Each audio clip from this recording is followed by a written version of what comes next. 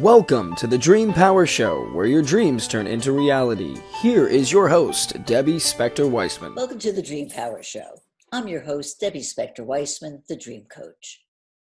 I'm so excited to be talking with my guest today, Rex Sikes, and I'm sure you're going to love what he has to say. For one thing, he's a master of how to use the law of attraction, and he's created a number of programs to help you understand yourself and to reach your potential. I could do a show with him on any of these topics, but I want to talk to him today about another method for self-improvement he's a proponent of, NLP, or Neural Linguistic Programming. It's a system that can help transform the way you think, feel, and live. Welcome to the Dream Power Show, Rex. I'm so glad to be here, Debbie. Thanks for having me. It's a real honor and a privilege to be here with you today. Oh, it is my pleasure. And like I said, I just can't wait to be talking to you about this. So, Rex, I know you've been teaching NLP for decades, but for those people who may not be familiar with it, could you just give a brief definition of what NLP is? Sure. NLP is a way of learning about learning and to make the changes that you want to make. It's based on the science of modeling, which means if other people exhibit a particular set of behaviors, you can replicate those and expect the same form of success. It's about the brain, which is neuro. It's about language, which is linguistic, and it's about programming, meaning behaviors can be changed. So it's truly about how do you get the results that you want to get by changing what you're doing in your mind with what you say to yourself, your feelings, and your actions. Okay, so why would somebody want to use this? If somebody has a behavior or a habit or a conflict or a problem that they want to overcome, neurolinguistic programming is essentially like a toolbox. You know, it's like a carpenter's toolbox where if you want to tear something down or build something, you pull out the tools to do that. And in this case, when somebody wants to stop doing an old behavior and start doing a new one, maybe they don't feel confident, or maybe they are shy, or maybe they have a phobia or a fear of spiders or snakes or heights, or they don't like to travel. Neurolinguistic programming can address those things and help you to change those fairly rapidly, because what we work with are the components inside the brain. It's like your TV set, for example. You can adjust the color, you can adjust the picture, you can adjust the sound, you can make it surround sound, or you can, make it mono. You can do all sorts of different things. And so what we do is we work with the nuts and bolts inside our imagination to make changes. And what we discovered 40 years ago and subsequently since is that you can make really nice, profound, pervasive changes when you get inside and you make some minor adjusting, do some minor adjustments. So is it really a way of getting to your conscious mind to talk with your subconscious mind? Yes, I mean, that's an interesting way to put it. I believe that your subconscious mind, your non-conscious mind, your other than conscious, whatever you want to call it, infinite intelligence, cosmic consciousness, the universe, I think it's all a part of the same thing. It's billions of times more powerful, stronger, wiser, smarter than your conscious mind. The interesting thing about your unconscious or your subconscious mind is from birth on, when we grow up and we learn through our parents or our primary caregivers or through our educational system or the media messages, the advertisers and our friends, we learn to have certain limitations. We learn to be afraid of things. We learn to fear. We learn whether we're good enough or not good enough. We learn whether money is easily made or not easily made. We learn whether we fit or don't fit in a particular, aspect of society. We learn to, that some experiences we call bad and some experiences we call good, and we try to avoid the bad ones and try to have more of the good ones. But we've learned all sorts of things in the same way that we learn to use a spoon or to use a chair, to open doors, to walk, to crawl. And the interesting thing is that because you've learned to do all these things, your brain, your unconscious mind, makes some habits. So you don't have to learn how to sit on a chair every time you sit down. You don't have to relearn how to open a door. Or you don't have to learn how to feed yourself every time. Your brain learns it and it delivers it automatically. Well, it does the same thing without prejudice. It doesn't care whether you're biting nails, smoking cigarettes, or afraid of flying, or whether you feel confident, you can make tons of money, and you are absolutely creative, happy, and healthy. Your brain doesn't choose one or the other. It just does what it's learned to do. So the conscious aspect of it is that you go along in your life and you say, you know, I no longer want to bite my nails. And so a lot of people have struggled with that. What we found out through neural linguistic programming and through brain and language and behavioral research is that you can change that. But what you need to do is make it a habit of not biting nails, but of doing something else. You can stop smoking by learning a new habit. You can stop being afraid of flying by learning a new habit. And so it's really trading one old habit for a new one. Well, that's where the rub kind of comes in, because it's easy enough to say, oh, I want to stop biting my nails. And you could say, you know what, I'm going to stop biting my nails. And then something comes up and you go back and you start biting your nails again. So how does NLP help somebody get rid of that bad habit of biting nails and replacing it with the good habit of not biting nails? What happens with things like biting nails is that people oftentimes find themselves biting nails and then realizing, oh my goodness, I'm doing it, or they're twisting their hair, or they're doing something that they don't want. They're in the behavior before they realize that they've done it. They didn't sit there and go, I think I'll bite my nails now. So it's a reaction. So what we learn to do is we learn to create a gap between doing it. We learn to find out what the triggers are and to change those triggers so that instead of the trigger leading to biting nails, it leads to something else. And so sometimes that's mental imagery. It's dealing with our feelings or what it is that compulses us or makes us do what we're doing, or to change the behavior. You can change it through conditioning and habit formation, and that takes a period of time. You know, what you said, that's absolutely true, is you can't do it consciously because you've got this big billion times stronger mechanism that does what it does. So you have to enlist its aid, and you have to figure out how to make it do something different. And that's where neurolinguistic programming comes in. I do think that attitude is paramount toward transformation. If you don't change your attitude, and not only just change, but transform it to being more receptive and being open to the possibilities, nothing's going to happen. No, you hit the nail right on the head. You know, Travis Air Force Base years ago, I mean, I was talking about this, I guess, in the 80s. So I don't remember how old the study is, and they've done subsequent studies, not Travis, but I mean, other people. Originally came out and said attitude is the #1 predictor for success, especially when it comes to medical treatment. Whether you believe that you're going to be helped or not helped is up to what you believe is possible. And there's, you know, hundreds of studies based on this. And so people can really, you know, assist themselves in healing and or growing and or changing by, you know, if you think you can, then it's possible that you will. You might not, but it at least is possible. If you think you can't, then it's likely that you won't. So, and I always use this example, the Wright brothers thought that they could fly. They could make a plane, a heavier than air mechanical machine, get up in the air. Their parents told them they were idiots. Their father said, you know, give this up. And all the while that they were trying to do it, they didn't know how to do it.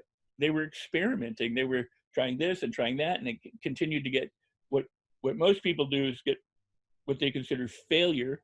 They took it as feedback. That didn't work, so they made adjustments, tried something else. This didn't work, they made adjustments, they tried something else. That didn't, they were resilient and flexible, and then one day they flew.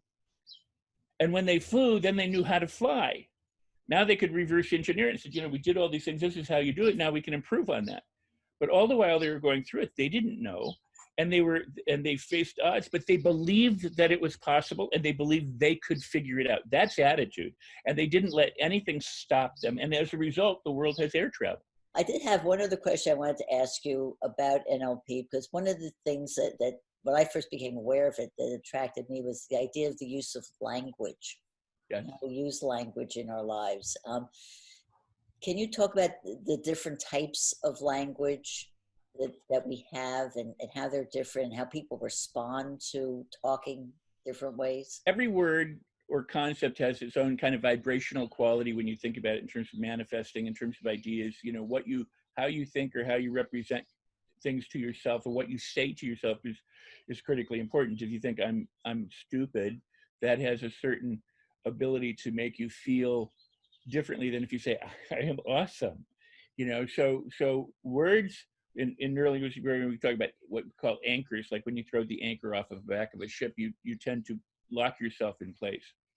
So your relationship to words, language, and or vibrations is very crucial. And why I say vibrations is because we percuss the air and it vibrates and it's translated neurologically. But you can think of it in terms of vibrations in the same way that you think about law of attraction and vibrations. You know, are there positive vibes or less than positive vibes?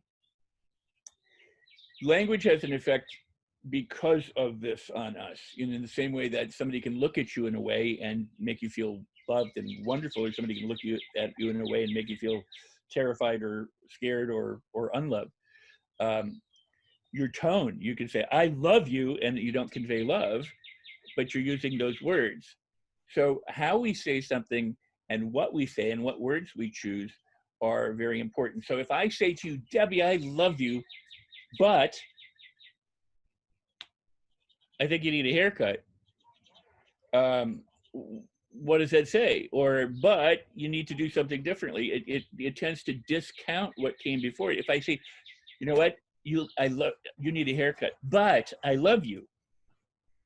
Does the order make a difference? For some people, it might make a huge difference. For other people, it might not mean it at all. But what you need to know is that the word but tends to erase what came before it. Now, there have been a lot of books since we started exploring this in the early 70s, a lot of books have come out about how to use language, and many of them are NLP books without ever giving any credit to linguistics or NLP. Things like the word try, go ahead and try to do things, like go ahead and try to open the door, implies that you're not going to be able to open it. But if I say go ahead and give it a try, I'm not saying you're going to succeed, and I'm not necessarily implying you're going to fail. But if I say go try to open the door, it's almost inferred that they can't. Now, they could go and the door might open and I go, see what you did? So it's not so much just the word like try or but it is how you use them to either inspire and motivate people, or to de-inspire, or to demotivate people. So for example, I say, would you like to go to this restaurant? You go, I'd love to go to the restaurant, but I don't have any money. So what's the last thing in your head? You don't have any money. I don't have any money in my head. So I say, oh, you don't have any money, but you really do want to go to the restaurant. Now what's the last thing in your head? I want to go to the restaurant. So I say, oh, you don't have any money, but you really want to go to the restaurant. Maybe we can find a way to make this happen. Would you like to do that? And imagine how much fun we're going to have. So what you want to do is you want to use language to lead people from where they're stuck or less than glorious into ways in which they can be more glorious or unstuck. How can people find out about you and about your services? Well, I'm glad that you asked, and if you don't mind, I'm gonna hold something up too, because this is my new book. It's called Life on Your Terms: Live the Life That You Want, and in it, it's got contact information. But you can get this this book from Amazon, or you can get the Kindle, and they can reach me through my website. My business is called Idea Seminars, and the show is about NLP. So I'm going to give you the link. It's NLP, like I think now let's party. NLP online, all one word, NLPonline.com. Excuse me, and it will take you to my Idea Seminars website, and there's Mind Design, the Ultimate NLP Home Study Program as well. Currently, we've got hundreds of people doing a program called How to Change Your Thoughts and Transform Your Life. There's the Attitude Activator. My book, you can get my book, and you can get a free gift if you go to my website, NLPonline.com. But when you do that, it'll convert to the Idea Seminar site. We've been speaking with Mind Master Rex Sikes about NLP. We'll be right back with our next guest. Last year, I had a great time interviewing my next guest, Jolie Demarco. She's known as the Crystal Junkie and is the go-to expert for everything you want to know about crystals and how they can help us for healing and mood and abundance and all kinds of things. But Jolie is a very talented and multi-dimensional woman. We're going to talk to her today about something very different: how to talk to our soul. Sounds strange, but how do we do this? Let's find out. Welcome back to the Dream Power Show, Jolie. Hi, thanks for having me, Debbie. I appreciate it. Oh, it's my pleasure. I'm really excited to talk about this whole idea of talking to our soul. You claim it could actually heal ourselves by doing this. And I've always thought of my soul as this kind of ethereal thing that's just out there. So before we get started on how to actually talk to it, why don't you tell me, how do you define the soul? In my book, I write a little bit. I use a descriptive word like a shiny diamond, just to kind of give us a visual of what your soul can, so we can kind of make it tangible, I guess I should say. So our soul is the energy of us, the energy of our existence. And so I always say there's the human part of us, and then there's the energy part of us, and then there's also our soul. And our soul is energetic as well. And because we can talk to ourselves and talk to our soul on different levels, that's how we can connect and have a great communication with understanding all of us and all of our existence together to be as one. Do you have a hard time getting people to really understand that energy is all around us and that we actually are energy? It's hard because I know in schools they teach people about our physical body, but they don't always teach about our energetic body. And people really need to start educating people on that, because that energetic body, our aura, which is arm's length, I'll put my arms out now, around our body in a 3D round circle, or auric egg, most people call it. It's probably what you would call it, right? That 3.5 to 4 feet around our body has positive and negative energy and neutral energy. And that's what keeps our energy up and our moods, and can change us because of different frequencies that come through. And our energy basically is sort of what I call permeable. So we're accepting energy and we're releasing energy all the time. And energy can be considered an emotion. It can be a physical feeling. It could be mental, the way we process things. So all that together is really a strong part of who we are, and we don't always see it. Just like the cell phone lines, we don't see that like we used to years ago. And when you think about frequencies, it's not visual, so we forget about it a lot. And it is hard for people to kind of get that concept. But once they do, it's like life gets so much easier. But when you say you're talking to our soul, are we talking to the aura, or? No, we're talking to, thank you. So we are talking to the part of us that we're connected to on an energetic level. So it's not necessarily our aura that we're talking to, but it's the essence of who we are and our being. If you believe in your source, it's the part that's the closest to your source in your life. So I always say the human part of us and the energetic part of us, but the soul is a separate part that can be all continued together, all connected as one. Okay, so that sounds kind of interesting, but why should we talk to our soul? I mean, how can that make a difference for us? So we know that we have our consciousness, and we know that we have our subconscious, right? So our subconscious is connected to our soul. Basically, some people believe that your subconscious is your soul. So that's a belief system there. So if you can understand that our subconscious and our conscious need to be connected to have an understanding in life. I always give this example. A lot of people that are very disconnected and don't feel grounded, or they don't feel like they're, maybe so purposeful on life here on earth, if they connect their consciousness and their subconsciousness, and that connects together, then you have a total understanding of what you're doing and the actions that you're taking on a day-to-day basis. So that can make life easy. And when we do that, we can do that by talking to our soul. And this is kind of the concept that I wrote about in the book. So let's get down to the real nitty-gritty. How do we talk to our soul? I actually came up with this from channeling Archangel Michael. So I'm a clairvoyant channel, and I speak to Archangel Michael quite a bit. And he started teaching me that when we do speak to our soul, it is just a frequency. So we can actually have a literally conversation. You can either write it out, or you can verbally say it, or you can telepathically in your mind have a conversation with your soul's energy. So you would call in your whole name. You would say your whole first name, all the names that you know that are you that exist. And once you state your first name, then you would connect in a sort of like a meditative state and state everything that you want to become equal energy. So equal energy means everything being more balanced in your life. So I'm going to give the example of, let's just say I had old issues from the past where I allow people to take advantage of me. And you're too nice. So there's a lot of people out there that are overly nice. And it's nice to be nice, but sometimes people take advantage of it and it takes it to another level to feel unequal. And so what I would do is do a soul talk with myself. And I would say, like, this is an understanding that we need to have, me and my soul, that, I love you being a great, nice person. I'm not blaming you for anything, but let's get this straight. We want to be balanced with other people. We want things to be equal so people don't have to feel uncomfortable around you and I don't have to feel uncomfortable around them. So me and my talk together and we're going to have this understanding. So this way we can have more balance in our life. And so whatever the issues might be, you would go through the issues.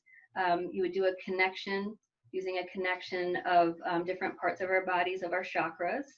And then go through a little breathing period of 11 breaths in and out.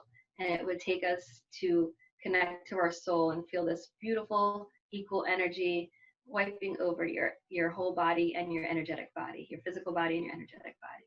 So is this something that works right away? Like if you had this issue, you did the soul talk, would you immediately feel a change? For most people, I'll say yes. I've done it several times. You can go back in and do things if you feel like you have to work on them. Because the really important part is that you have to believe that you're connecting the soul and you're feeling that energy. I always use the example, if you're praying for somebody, you actually feel it in your heart when you're praying for that person because you care so much. That's a frequency. And some people, when we say things, we say just mantras and stuff, and it's not, you don't feel them. So the difference is feeling the energy versus not, putting the effort in to feel and understand and make that connection. So yeah, a lot of people will feel it instantly. I mean, instantly. I do now because I've been practicing it so much with different things in my life and different issues that come up. But most people will describe the word as being this swoosh of energy over their body. And that's kind of how they know that they did it correctly, because there's no wrong way, but it just feels right. And you'll feel that kind of swoosh over your body. So what are some of the issues that you can resolve in yourself by going through this process? For some people, it's addictive personalities. So people have addictions to all different things: food, eating, drugs, alcohol, even just bad habits. So those kind of issues people can address with themselves, because sometimes it comes from a deeper level of not even knowing where we get these habits and things from. And some people do know where they come from, but when you don't, it goes really deep. When you connect with your soul, it's almost you have this enlightenment, this kind of epiphany feeling when you start going through all the steps. And each step makes you kind of have that little cloud get cleared away. So then you can start to see, okay, I'm understanding now why I do this. And you really honestly have to want to get rid of whatever you're trying to change. So basically you're changing frequencies that are sort of embedded into what I call our shiny diamond or our soul. And if you think about it, throughout time in our lives since we're little, we're embedded with different frequencies of things that we learn, what can be your normal in your life. And so, we get a lot of, I call them blemishes on our diamond. And so nobody's perfect, but we learn bad habits and good habits and all sorts of things. And you can always decide. You're the keeper of your soul. Archangel Michael always tells me we're the keeper of our soul. So if we want change, we have to decide that we want to make the change. Nobody can do it for us. And once we do, we're allowed to kind of connect with our soul's energy and clear off any blemishes that are there that we don't like anymore and change ourselves. So using that analogy, it kind of helps people to understand that, we all make mistakes. We all have things in our life that drive us to do certain things and actions, but we can change them through connection of the soul. I know if I'm honest about it, and I'm sure if a lot of other people are honest about it, they've got more than one issue that they'd like to resolve. So when you're doing a soul talk, do you just do like one soul talk for one issue, or can you do it and just have a whole bunch of things all at once? That's a good question. People ask that all the time. Yes, so a lot of us have many issues.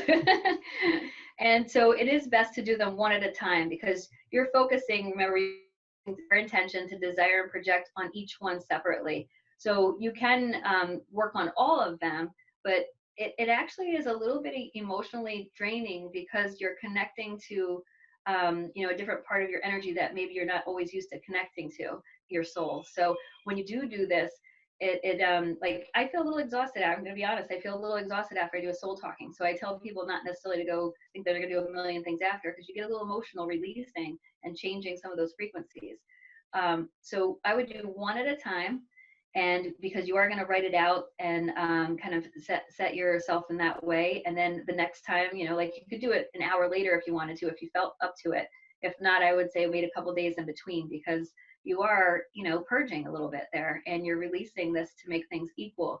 So you do, want to be easy on yourself. You don't want to be too tough on yourself. You're already getting rid of some things that you're, held on to probably for quite some time. That certainly makes a lot of sense. How long does the process take? Usually about 33 minutes about is what the, when I downloaded it. So this way you can kind of take your time, write things out. You can relax and do the breath work. So this way everything is really set and relaxed. So you want to make sure you have a really nice space where you feel that you're not having too much noise around, and you can feel very personal about what you're doing. Some people like to do it outside in nature, or in their sacred space. Mm-hmm. Well, I always love to hear examples. I know, because you've worked with a lot of people on this process. Can you give me an example, without obviously mentioning names or anything, of somebody who was helped by having that talk? Yeah, absolutely. So this one example, I had a woman that was my client for a long time, wonderful lady, and her ex-husband never paid her child support. And at this time, her daughter is about 10 years old or so. And, she was having a rough time. It's hard, it's hard being a single parent.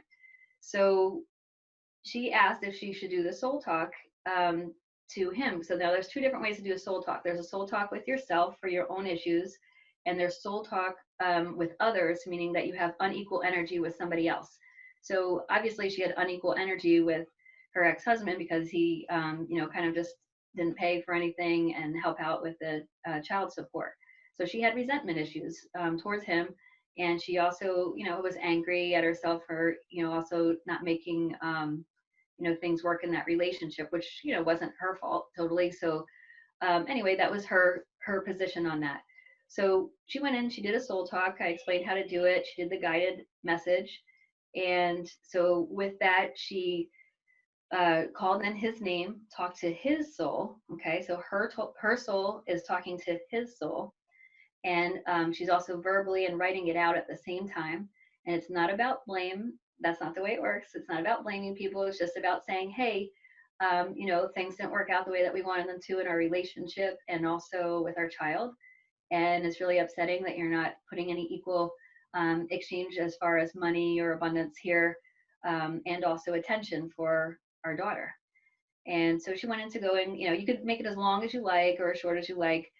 She went into the different issues, and then she closed it out with equal energy. She whoosh over her body, and then just let it be.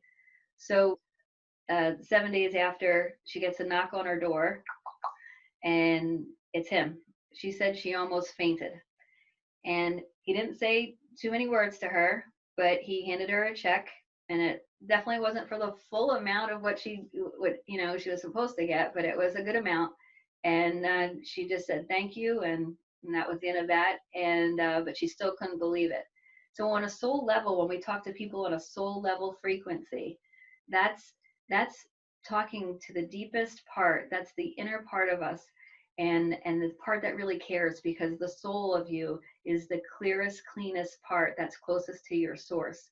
So that can be your God, your Buddha, whoever it is to you, but that part of you, that's the purest. And the purest part of us always wants things to be equal.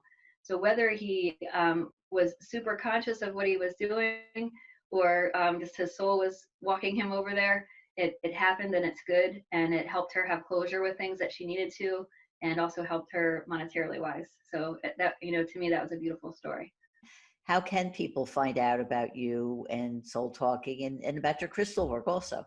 So they could go to crystaljunkie.com, and on that website you could get information on me and soul talking book, all the links to all the different books that I've written. This one actually is my bestseller and I love it. And even if you have a friend, it's a great one to gift to somebody that's going through something emotionally. Even for young kids, it's good. I would say from ages 12 and up. Crystaljunkie.com and also joliedemarco.com. I'm on Facebook and YouTube. We've been speaking about soul talking with Jolie Demarco. We'll be right back with our next guest. If you've been watching this show for any amount of time, you already know the power that dreams have to shape our lives. And any time I have the opportunity to talk to dream workers about their thoughts on dreams, I take advantage of it.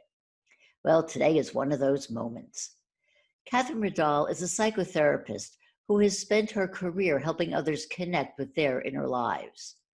She's written a new book, Dreaming at the Gates, which documents this wonderful place of mystery and wonder. Welcome to the Dream Power Show, Kathryn. Thanks, Debbie. I'm glad to be here. Kathryn, why are dreams important to you? I had my first dream when I was 3 years old, and it's my first memory. And it was a really powerful dream that stayed with me my whole life and kind of set the stage of what a lot of my life issues were going to be. So right out the gate, I'm not so sure that dreams chose me. That's what I want to say. Dreams chose me right out the gate. Very interesting. One of the things I did want to talk to you about were childhood dreams. And I think you sort of answered this question, but maybe you could expand on it a little bit more, because I wanted to know if dreams that we have in childhood do stay with us into our adulthood. So can you expand on that? That some dreams stay with us and some don't. If they do stay with us, there's a reason they stay with us. And I think the ones that stay with us either had a big, powerful impact at the time, or they prefigured what our issues, our concerns, and our passions were going to be in life. So, for instance, my first dream, I woke up and there was a witch in the corner of my room in the rocking chair. I saw her. I was terrified. She had this kind of craggy face and was cackling. I was terrified, but I didn't have any place to go because my mother's bed didn't feel safe. So I was in this quandary in my dream. What do I do? There's no safe place. That was the dream. I eventually did run to my mother's bed in the dream, but that set up in my life an understanding at a very early age that I was going to have issues with my mother and that was going to be important. That also was important because in resolving my own issues, I became a healer for other people. So that first dream set up a powerful understanding of what my life was going to be like, what was going to be important to me. The same is true of other people who remember their first dreams. Their dreams show them something about their characters, something about their passions, something about what their issues are going to be. And of course, my first dream had a witch in it, and I was going to be interested in the metaphysical and things that can't be seen. And there it was in my first dream. Was that a scary witch or a good witch? It was totally scary. I was frightened. I was scared, but I was paralyzed because I didn't feel like I could run to my mother's bed. So there was the witch and there was the unsafe bed. What do I do? It was like a quandary. It was a dilemma. And it set up a very clear picture for me. It was comforting though. It was scary, but it was comforting from an early age because I felt like something in me understood my situation and was reflecting it back to me. I had this dream when I was 3.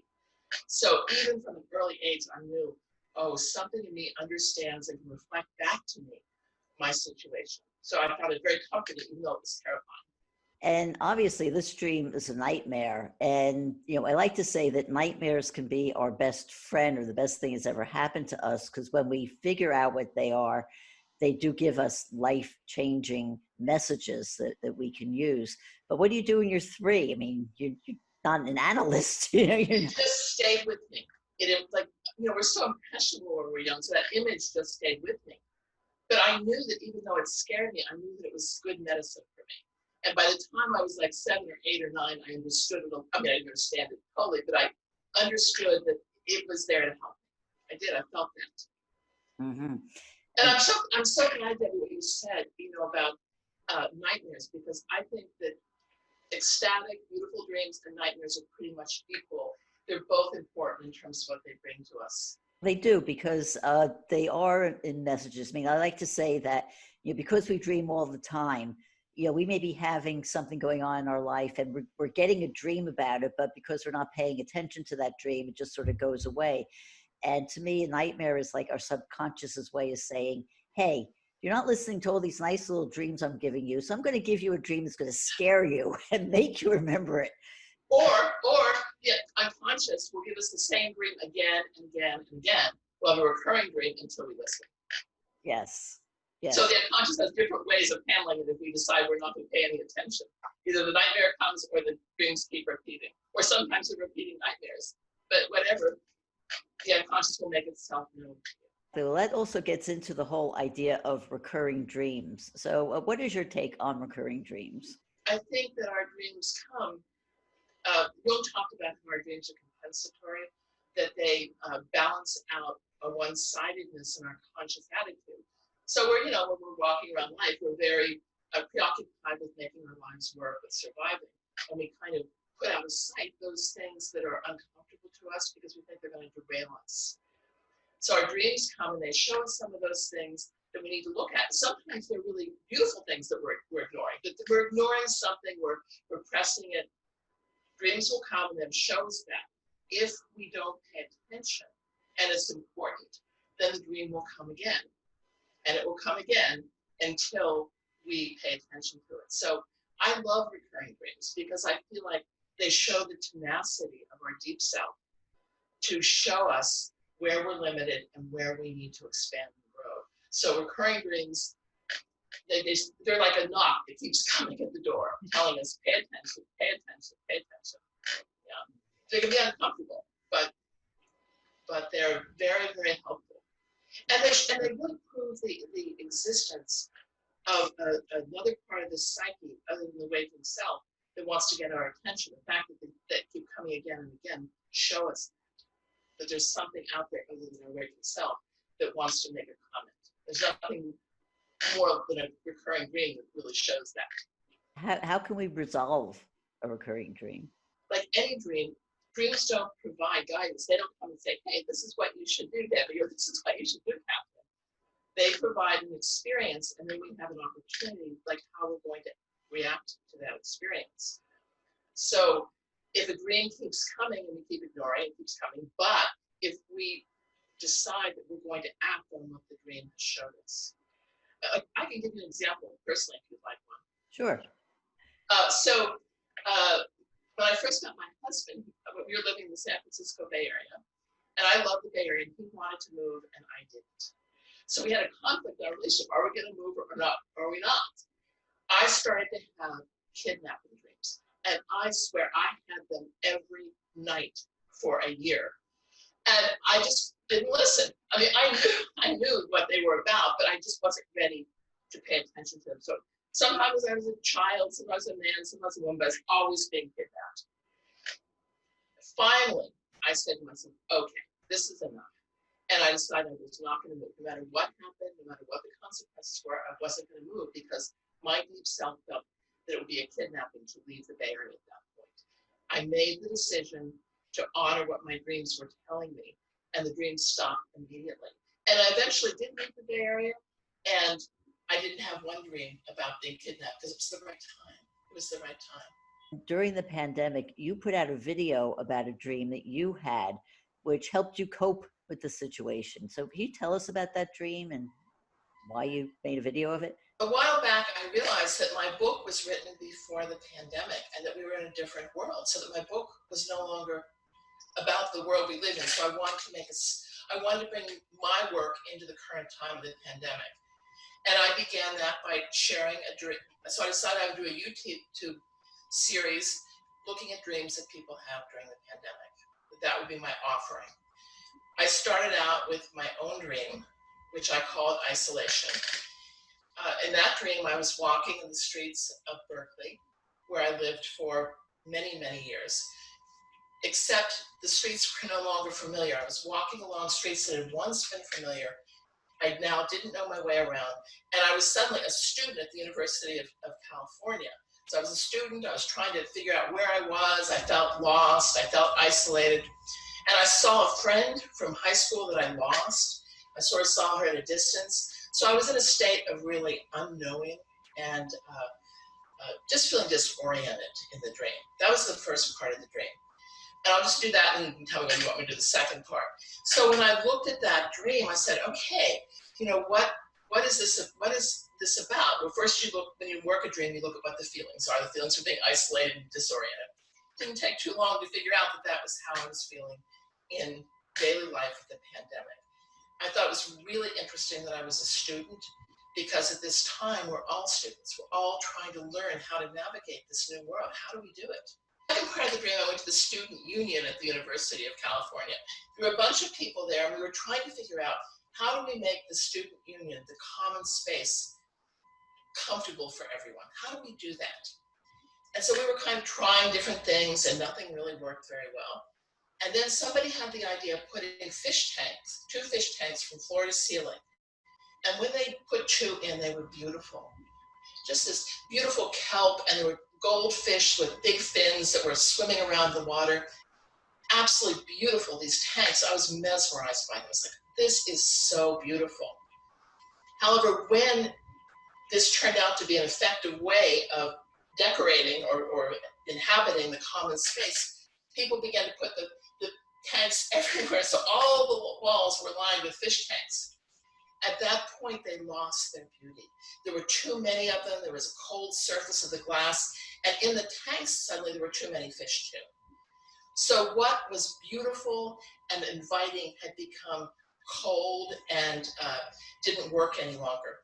And in the dream, I thought to myself, you know, I've been to so many aquariums and museums where there's glass, and I never realized before how cold those kind of glass barriers are. So when I looked at, okay, what is this about? Well, of course, we're all in the common space trying to make life work. It's not just our individual lives, but how do we make the collective space work? When I looked at the fish tanks, they of course reminded me of like how we are right now. You're looking into kind of a fish tank. You're looking through a screen at somebody else. So what that dream said to me was, used in a small amount, like when there were 2 tanks, it was beautiful.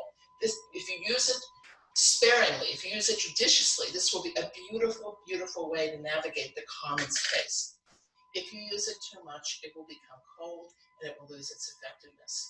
So there was a piece of guidance for me in there, individually and to us collectively. Yes, use the tool, it's beautiful, but beware of using it too much. And what a wonderful dream to share with people, because a lot of people have been feeling that way. Life on a screen is very different. It has a lot of gifts to it, but it's also limited.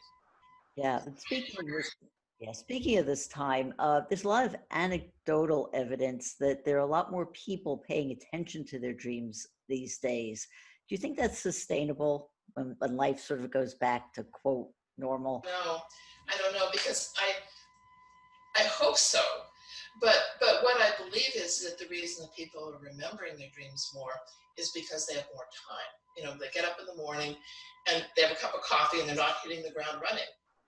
So there's much more time for the dream to come in and to be processed. So I think that, and also because there's a collective trauma happening. So I think that in times of trauma, we remember more too. But I do think the spaciousness of our lives, or some people's lives right now, is really helping us to dream more. When we become busier again, I don't know. I really don't. What I hope is that during this time, people will develop new habits, that they'll see, oh my goodness, my dream life can really add to my waking life, that it can really help my life. It can deepen my experience of the world. I hope people have enough of an experience of that during this time that they're motivated to keep watching their dreams and working with their dreams once this is over. But honestly, I don't really know if that will happen once people get busy again. How can people get your book? They can go to Amazon. Okay, you want to repeat the title again? Dreaming at the Gates, How Dreams Guide Us. We've been speaking about dreams with Kathryn Ridall. We'll be right back with our next guest. What is your vision? The dictionary defines vision as the ability to think about or plan the future with imagination or wisdom? Do you do this? Or are you content to just roll the dice and see where life takes you? Well, if you're a regular viewer of this show, you already know that you have the power to control your own life. In other words, you can lead yourself through life instead of having life lead you. And I know this is not easy. Believe me, I know. But fortunately, there are tools out there that can help us keep ourselves on the road to our goals. One of these tools is the vision board. And we're going to discuss this with my guest, Daniel Olexa. Daniel is an award-winning hypnotherapist and author of 3 best-selling books, including Practical Manifesting. And he's come up with a useful guide to vision boards called From Vision Boring to Vision Boarding. Welcome to the Dream Power Show, Daniel. Hi, Debbie. Great to be here. I'm glad to have you with us today. So, Daniel, what makes vision boards so powerful? The constant reminder of that thing that calls us forward, that sometimes it's just a sense of, I feel like life can be better in some way, or maybe sometimes we have a clear idea of, I want a red Lamborghini, and the way to keep that red Lamborghini in the presence of my mind is to have a picture of it somewhere that I see it every day to remind me of that thing or that event that I want to manifest in my life. The vision board actually helps us to connect the power of our subconscious mind into taking focused, intentional action toward achieving that goal. Great. Is there any scientific proof behind the effectiveness of vision boards? More than anything else, I just hear the stories coming back from people that I put it on my vision board and suddenly it manifested almost as if by magic. Maybe there isn't scientific proof. Maybe nobody's actually decided that there needed to be any, but there are a lot of anecdotal stories. There's one that I know of a woman who made a vision board because she wanted to find a husband. And, she put up all these pictures, including she found a picture of someone who looked like the kind of person she wanted to be, wanted to have as a mate. And a few months after creating this vision board, she was on a business trip and walked through the lobby and came across a man who looked just like the man who was in her vision board. And through a series of events, they got to meet and talk with each other. And long story short, they got married. And to this day, they're still married. So, that's one anecdotal story of how they work. Do you have any other stories like this? It's funny, my vision board, the one that I did 2 years ago using the process that first connected us, there was a slide in there, a place in it for public speaking and teaching. I'm a scuba diving instructor. I don't do it anymore, but I did for 5 years. And I knew that I loved teaching. And as I was trying to figure, I'm not sure how it's going to show up in my life again, but I really want that element back in my life. I put it on the vision board, and about 3 months later was presented with an opportunity to teach. And now I teach life coaching I get to travel around the country teaching life coaching. Okay, so there's a question about vision boarding. When you create a vision board, should you limit it to one goal or aspiration, or should you put on it anything you want? If we are intently focused on one thing, it will tend to happen faster because we put all of our resources into that one thing. It's like if we're trying, we can multitask all day long, but once we go from focusing on one thing to focusing on two, our attention is at best 50% on either of those things. Put a third thing into the mix, and now you're at best 33% present across any one of those things. But that's on a conscious level. Subconsciously, our subconscious mind is incredibly powerful and can focus on many different things at the same time, which, as you know, as a dream coach, the power of the subconscious is practically unlimited. So if you want to laser focus all of the power of your subconscious into one thing and make it manifest, go right ahead. If you want a very broad awareness and have multiple things, your subconscious can handle it. Maybe if out of those, let's say 3 things, we'll stick with that number. If one of them carries a little more weight than the other two, maybe make it bigger part of the vision board. Maybe make it half and the other two 25% each, so that your subconscious has some direction into which one you want to focus on with more priority.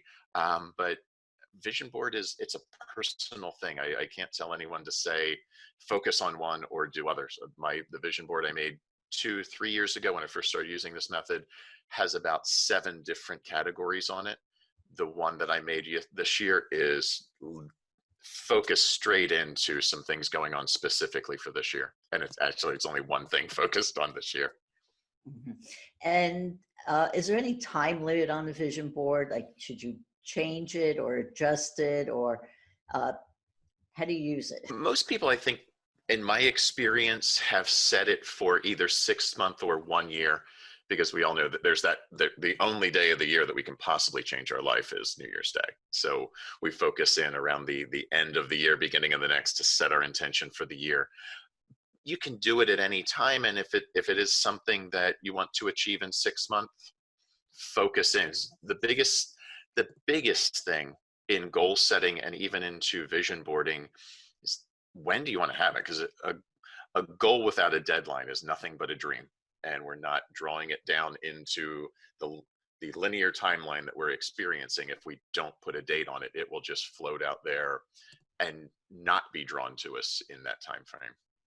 Is it necessary to put the date itself on the vision board?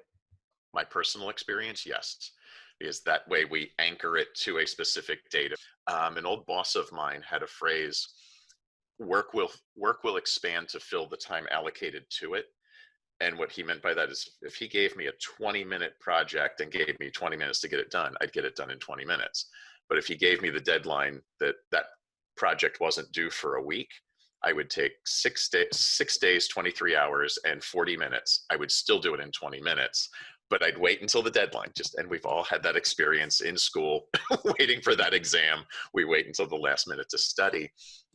We do the same thing with all of our goals, that if I give it too much time, I'm just going to sit back on my resources and try to get it all done at once. Let's get down to the practical. Let's say you never made a vision board before. Where do you start? What do you put on it? I think you want to start thinking about, and as I talk about the process, is what are the things that draw you forward? What do you emotionally engage with? Because it's all about emotion. We would love to think that we are rational animals as human beings, but we're not. We're emotional animals. We make decisions emotionally. Even though we think about them to no end, we will still make the decision that makes us feel better or makes us feel less pain. So you want to connect to that thought of what is your ideal life? What is the ideal outcome? And then what are the words associated with it? So we want to engage both sides of the brain. So the first would be, what are the words? The second would be, what imagery connects me to that vision? You had shared the story of the woman looking for a relationship. She had a specific type of face that she was looking for in that gentleman. The funny thing about that, until she targeted into that specific face style, she knew it, but it was just kind of floating out in the ether, relatively unclear. Like, maybe I can imagine a man with a square jaw, maybe with Kirk Douglas dimples, who knows? But until she put a visual to it to really anchor that into her vision, that gentleman or some form of that gentleman existed around her entire life. But she wasn't aware of it until she brought her visual attention to it, to then draw it into her awareness, to then go out and meet this guy. Like, oh, here he is magically on the plane. He was, maybe not him specifically, but somebody who fit that character description had always been around her, but she never focused on it because it was not anchored into her reticular activating system, which is part of the subconscious mind. And I'm diverting here a little bit, but this is important. The RAS is an attention focusing device, and most people will experience it when they buy a new car. They see it on TV, or maybe a friend has one somewhere, but nobody else in their town has one. They're going to be the very first. They go out and they buy it, and on the way home, there's 20 on every street corner. And it's not that 100 people went out and bought it 5 minutes before they did. It was always there. But until we anchored into our sphere of awareness, we were absolutely oblivious to it. And that's the power of vision boarding. What is that thing? What are the images? How do they make you feel? And what are the words that we're connecting both the right and left-hand sides of the brains, all that awareness to bring it forward? And then, what, as you go into the vision board with those images, which one's the most important? Maybe make it either the center or the largest image on the board. Well, Daniel, is there a place to put a vision board that's more effective than any other in terms of where you place it around where you live? I know a lot of people will put them on their bathroom mirror, because we are multiple times a day, or very specifically in the morning when we're walking in to prepare for the day, or at the end of the night before we're going to bed, is a great place to do it, because you're seeing it in the morning, setting intention into the day, and you're seeing it at the end of the day before you go to sleep, which is anchoring that vision into your subconscious to process during the evening. I tend not to be a person who puts it in the bathroom. It's just not the space for me. In doing the process the way I do it, where I do electronic vision boards, I save it as the desktop on my computer, and also have it saved as the screen on my phone. I can't get away from it that way. I see it multiple times a day, as opposed to only the times when I walk into the restroom. Yeah, is it more effective the more times you see it a day, or is seeing it once a day effective enough? I'll answer that with, the more you see something, the more you are aware of it. Just like in hypnotherapy, one of the ways that a belief is impressed into the subconscious is through repetition. The more you hear it, the more you take it to be true, the more that connection is made, the stronger it is made. And if I see that thing that brings me joy, I am connected to that joy more and more and more frequently. I will start vibrating at that level, believing it's possible, and draw it into my awareness and into my reality. Do you see it being more effective or less effective to do a physical vision board or an electronic one? The reason I like doing electronic is it takes a number of the limitations off that are present with a traditional board, the print board. I still will print it once it is created electronically, so that I have it somewhere in my presence as a physical. I'll carry it with me when I'm on a trip. But the big distinction I see between traditional and electronic in the way I teach it is, with traditional, I'm stuck with what's printed. I don't, like I mentioned, I'm a scuba diver. I try to find a picture of a scuba diver that is any bigger than that in a traditional magazine, but that's not the way I want it present in my life. I want it to be a big portion of the board. It's a quarter of that original board of this gentleman stepping off of a boat, getting ready to go on a dive. So I really love the electronic method. Both are equally effective. How can people find out more about vision boards or find out more about you and your services? They can find me on the web at danielolexa.com. They can email me at daniel@danielolexa.com. And if they're interested in the vision boarding process, I have a PDF of the presentation I do. I'd be more than happy to share it with them, that guides them through step by step how to build their electronic vision board. We've been speaking with hypnotherapist and vision board expert Daniel Olexa. I hope you've enjoyed today's program. Until next time, this is Debbie Spector-Weissman saying, sweet dreams, everybody.